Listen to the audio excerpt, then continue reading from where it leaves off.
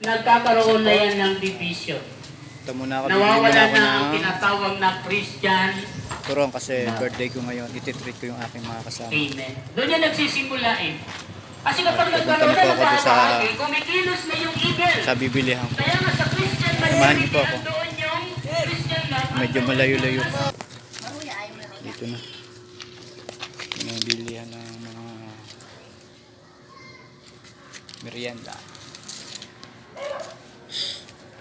Bumili ako 20. Ibigay ko doon sa akin mga kasama.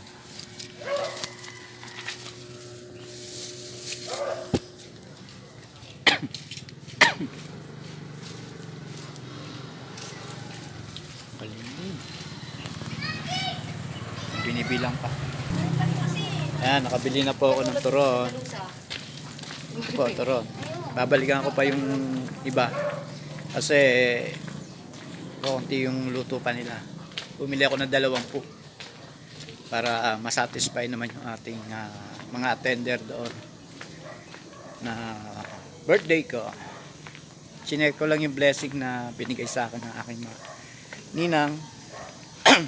Bigyan akong biyaya, kaya share natin itong turon sa kanila, mga attender, at sa iba pang pag may natira, iuwi natin, bigyan natin sa ating mga.